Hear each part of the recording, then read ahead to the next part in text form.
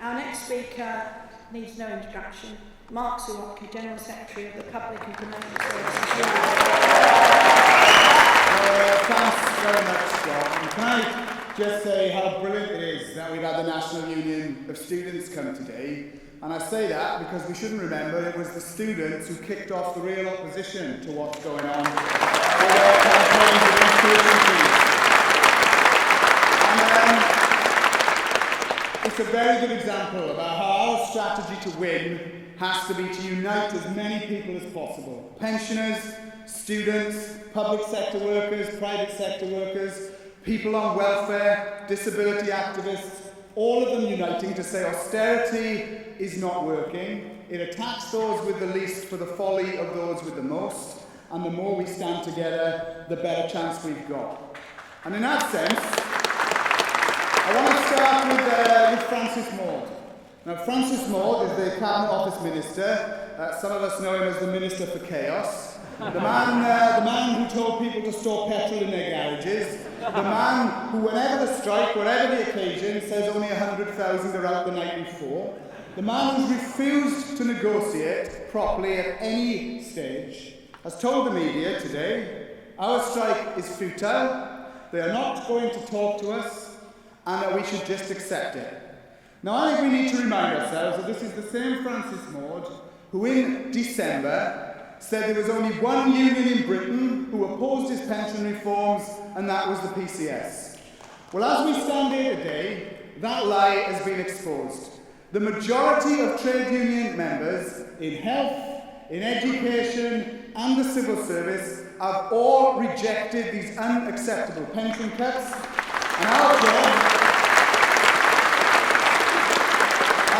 is going to be to say that today is an incredibly important step to get this campaign back on the road, but the next strike we have needs to be even bigger, with more unions involved, to really show the government that we're not going away.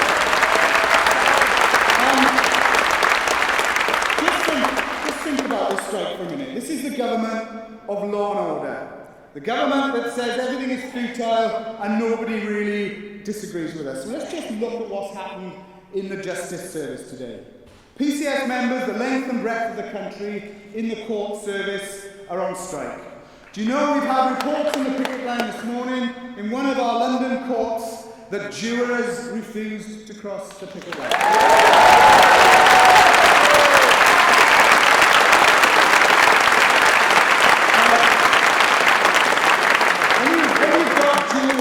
Not crossing picket lines, you know that we are on to a winner. Then we've got the police, 28,000 of them marching outside against the government of law and order. But we've also got people in the Ministry of Defence, Royal Navy support staff, Serious Organised Crime Agency, all out on strike today.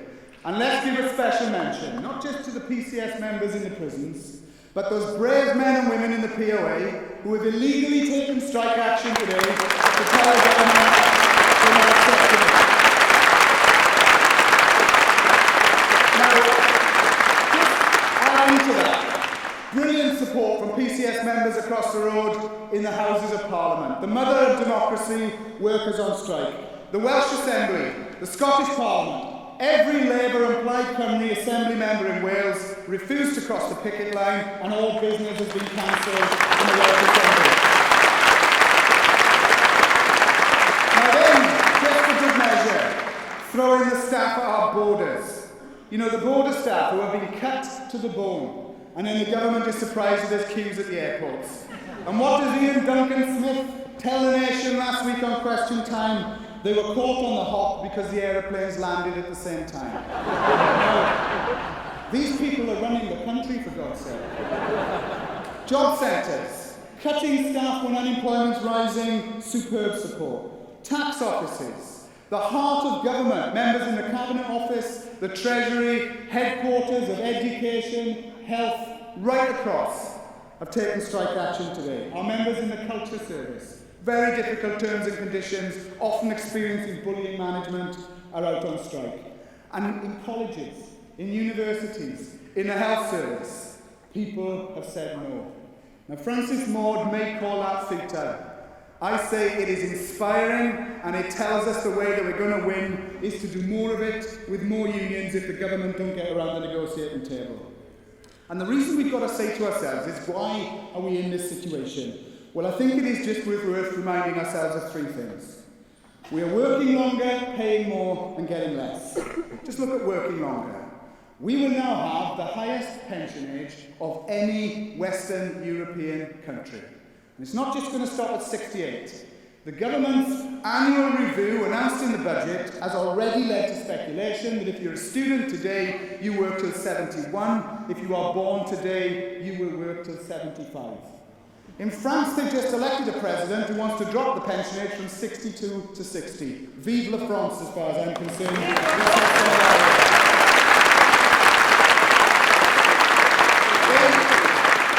They want us to pay more. They want us to pay more, although not a penny goes into anybody's pension pot, when the effects of their pay freezes mean that most public sector workers are 16% or less well off in real terms. I think we should say to them, if anybody should be paying more, it's the rich people whose tax you cut in the budget and those who are avoiding paying their tax in a legal way. Then they want to give us less. Now, a government minister has been on with me today. This is the Minister for Policing. It really does make you despair. And he says low and middle income public sector workers will get a bigger pension. Now, can anybody really take seriously that they're cutting tens of billions, we work longer, we pay more, we get less, and in some ways they tell us the lowest paid do better? It is a lie. It is a lie that anybody will get better pensions after the government's cuts. And the final question we ask is this: why is it on our pensions that should be linked to the retail price index, as should the state pensions and all the pensions across our economy? Why do ours get cut to CPI? Because apparently that's a fairer measure of inflation, while students paying back their student loans will pay RPI. It's absolute proof. When they're paying us, they give us the lowest rate. When we pay them, they charge the highest rate. Completely unfair, and it's unacceptable. Now, I want to round up really with two more points. The first one is not just to thank those unions on strike today. I particularly want to say, in terms of my own union, the PCS, how proud I am, given everything we have faced, given the numerous strikes that we've had to call over the last 10 years, that you have responded so brilliantly to this latest call for action, and we should be proud of what you have done. But I also want to say something about the UCU, because the UCU have actually been on strike more than everybody else. UCU members took strike action before everybody else started. They took strike action in London on March the 28th, and they're on strike today. It's not easy organising in further and higher education, and I'm absolutely proud of the role that the UCU has played, and we hope that they continue to stick with us. And then, without stealing the thunder of Len or Gail, I also want to say how excellent I think it is that Unite, which is not a majority public sector union, it is a majority private sector union, even though it's been in a minority in the health service, have taken strike action today in the NHS and in the Ministry of Defence, and we think it is brilliant that Unite have joined us, and we hope that others will follow suit. I want to finish with this. The government is swimming against the tide.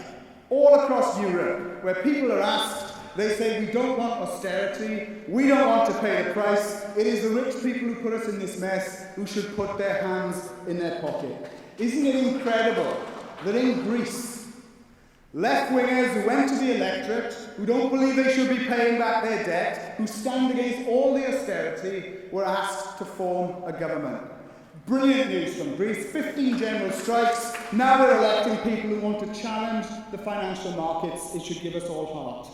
And in France, we've elected a socialist president in France, not particularly radical, but what does he say he wants to do? Cut the pension age to 60, tax those on €1 million a year at 75%, and make the election about challenging the markets. In Britain last week, people went to the polls, and whatever they did, they voted to say we don't want the coalition, 850 casualties for the Lib Dems and the Tories. So we know the tide is turning our way. Austerity is not working. Cuts are making things worse. Attacking our pensions, our jobs and our communities is the wrong answer, and we've got to stand up and fight against it. Which leads me then to the final thing I want to say, which is where do we go after today? Today has been absolutely brilliant. 400,000 people on strike, putting this campaign very much back on the road, centre stage in the media when the government had told people the game was up. But I think we've got to recognise that we've got to move on from today. That means that in my view, and I will argue next week at the TUC, that the time has come again for the TUC, representing the majority of trade unionists in the public sector, to demand the government reopen talks on public sector pensions and tell them if they don't, that there will be more campaign. It also means, and this is the hard part, that we've got to be committed to take more action. Now, the PCS executive has already decided that we believe there should be a further national strike in June. We have also agreed that there should be strikes across PCS on other issues relating to cuts in pay, and I want to pay first up tribute to our members in the Department for Transport who will be taking strike action in the near future. That's being followed by ballots in tax offices, the courts, Department of Work and Pensions and the Home Office. Not going on strike because we want to, but recognising this is one of those moments in history that if we lose, we will regret it for generations to come.